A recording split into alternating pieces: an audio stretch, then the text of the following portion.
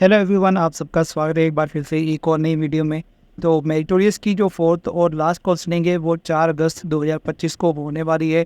तो इसके लिए आपको कौन कौन से डॉक्यूमेंट्स चाहिए, आपकी काफ़ी सारे कमेंट्स आ रहे हैं, तो उसके लिए ये जो वीडियो मैं बना रहा हूँ आपको कौन कौन से डॉक्यूमेंट चाहिए और उसमें कुछ कन्फ्यूज़न है कुछ स्टूडेंट को, वो भी मैं क्लियर करूँगा इस वीडियो में। तो जो चैनल में पहली बार आए हैं ज़रूर सब्सक्राइब कर लें, जिससे नेक्स्ट और भी कोई अपडेट्स आएंगी वो आपको मिलती रहेगी। तो चलिए वीडियो को शुरू करते हैं। तो यहाँ पे मैंने टेलीग्राम अपने चैनल पर जो डॉक्यूमेंट्स के रिगार्डिंग जो लिस्ट है वो अपलोड कर दी थी। तो जो टेलीग्राम चैनल पर है उन्होंने देख लिया होगा, बट उनके भी कुछ क्यूरीज हैं तो वो भी यहाँ पे सॉल्व कर देता हूँ। तो यहाँ पे सबसे पहले बता दें कि आपको जो डॉक्यूमेंट चाहिए, सबसे पहला जो डॉक्यूमेंट है वो है एडमिट कार्ड। तो काफ़ी सारे बच्चों की कन्फ्यूज़न है कि अगर हमारे पास एडमिट कार्ड नहीं है या लॉस्ट हो गया है तो क्या हमें एडमिशन या काउंसलिंग होगी या नहीं होगी। तो देखिए, वैसे तो एडमिट कार्ड ज़रूरी है, बट अगर आपके पास एडमिट कार्ड नहीं है तो कोई इशू नहीं है, आपकी जो एडमिशन है या काउंसलिंग जो है वो हो जाएगी।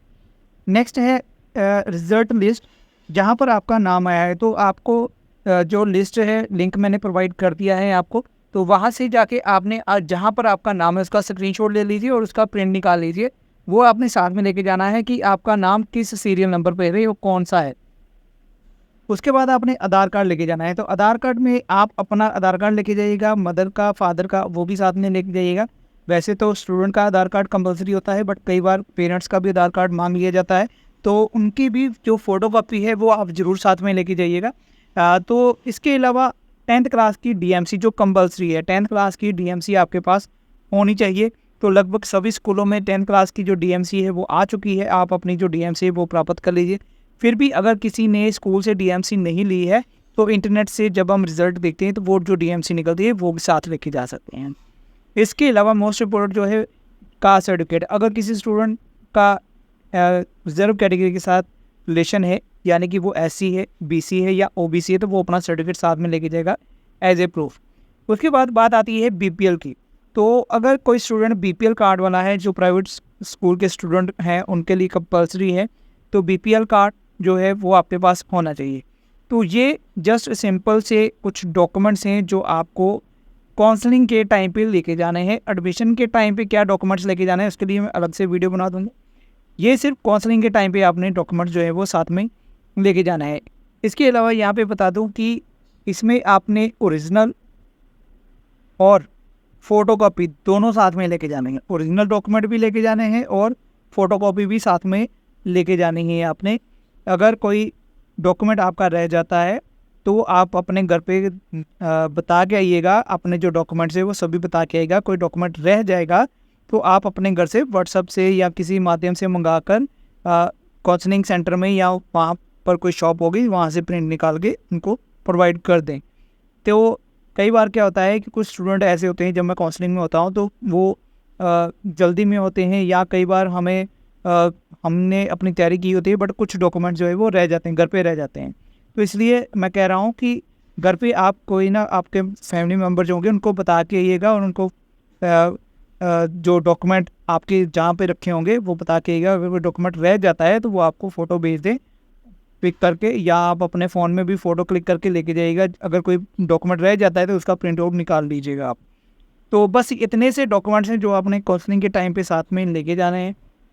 बाकी आपका काउंसलिंग में होता क्या है वो भी यहाँ पे क्लियर कर देता हूँ। जब आप काउंसलिंग में जाएंगे वहाँ पर प्रोजेक्टर में सभी स्टेशन की लिस्ट होगी, यानी सभी जो डिस्ट्रिक्ट होंगे जहाँ जहाँ 10 स्कूल हैं मेरिटोरियस के, उनका नाम होगा। उनके आगे कौन सी स्ट्रीम में कितनी सीटें हैं वो होगी वहाँ पे। अगर आपने मेडिकल लेना है तो उसकी कितनी सीटें हैं वो आपको बताएंगे। तो अगर वहाँ पे सीट अवेलेबल है तो आप मेडिकल चूज़ कर लीजिएगा। उसके बाद आपने कौन से स्कूल में एडमिशन लेना है वो भी आपको वहाँ पे बता देना होगा। उसके बाद जब आप सारा प्रोसेस हो जाएगा तो आपको सीट अलॉट कर दी जाएगी। ये सारा प्रोसेस होता है काउंसलिंग के टाइम पे।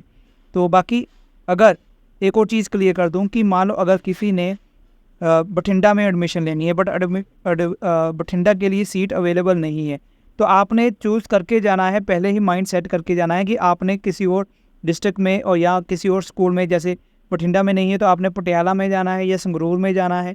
अगर वहाँ भी सीटें नहीं है तो क्या आपने लुधियाना में जाना है या जलंधर में जाना है, या फिर जहाँ भी सीट अवेलेबल है आपने वहाँ पे जाना है या नहीं जाना है। ये थोड़ा माइंड सेट करके जाइएगा अपना। कई बार ऐसा होता है कि हमारा रैंक दूर होता है, तो उस टाइम पे क्या होता है, सीटें काफ़ी सारी फुल हो जाती हैं। तो ज़्यादातर जो सीटें हैं वो गुरदासपुर और अमृतसर डिस्ट्रिक्ट में या अमृतसर गुरदासपुर जो स्कूल है वहाँ पे ज़्यादा सीटें जो है वो वैकेंट रह जाती हैं। तो ये मन बना के जाइएगा कि अगर कहीं पे सीट नहीं मिलती है तो क्या आप गुरदासपुर या अमृतसर में जाना चाहेंगे। इसके अलावा एक और चीज़ आपने ध्यान रखना है कि जो स्ट्रीम है, मान लीजिए आपने मेडिकल स्ट्रीम में एडमिशन लेना है, तो मेडिकल स्ट्रीम में अगर सीटें सारी फुल हो जाती हैं तो क्या आप नॉन मेडिकल में जाना चाहेंगे। ये भी थोड़ा अपना फैमिली के साथ डिस्कशन कर लीजिएगा, क्योंकि मेडिकल की सीटें जल्दी फिल हो जाती हैं, नॉन मेडिकल की सीटें थोड़ा लेट फिल होती हैं, उनकी सीटें ज़्यादा होती हैं। तो ये थोड़ा अपना प्रिपेयर करके जाइएगा, ये कुछ चीज़ें हैं, क्योंकि जब काउंसलिंग होती है तो हमें कम टाइम मिलता है। जब हमारी चीज़ हम जब काउंसलिंग में होते हैं तो जल्द से जल्द वो सीटें हमें देखने में को मिलती हैं, कितनी खाली हैं, कितनी वैकेंट है। फिर उस टाइम पे कभी हम जल्दी डिसीज़न नहीं ले पाते हैं, तो इसलिए थोड़ा माइंड पहले से सेट होगा तो हम जल्दी डिसीज़न ले पाएंगे कि क्या हमें मेडिकल स्ट्रीम से नॉन मेडिकल में जाना है, या फिर बठिंडा में सीट नहीं है, जलंधर लुधियाना में सीट नहीं है, पटियाला में नहीं है, तो क्या मुझे गुरदासपुर या अमृतसर में सीट अगर मिल रही है तो क्या मुझे वहाँ जाना है या नहीं जाना है। तो ये बात आपने थोड़ा सोच समझ के जाना है, थोड़ा ध्यान रखना है आपने। बाकी मेरी तरफ से आप सभी को बेस्ट विशेस है, बेस्ट ऑफ लक है कि आपकी जो एडमिशन है वो हो जाए। तो फिर भी कोई क्यूरी है, कोई क्वेश्चन है, कमेंट सेक्शन में लिखिएगा। नेक्स्ट वीडियो जो है वो आपके लिए मैं बना दूंगा। तो अगर किसी भी तरह का कोई आपको डॉक्यूमेंट चाहिए या कुछ चाहिए या कोई इन्फॉर्मेशन चाहिए तो आप टेलीग्राम ज्वाइन कर सकते हैं, वहाँ पर जल्दी आपको जो इन्फॉर्मेशन है वो मिल जाया करेगी। चलिए आज की इस वीडियो को यहीं ख़त्म करूँगा, जल्दी मिलूँगा नेक्स्ट वीडियो में, तब तक के लिए गुड बाय, जय हिंद।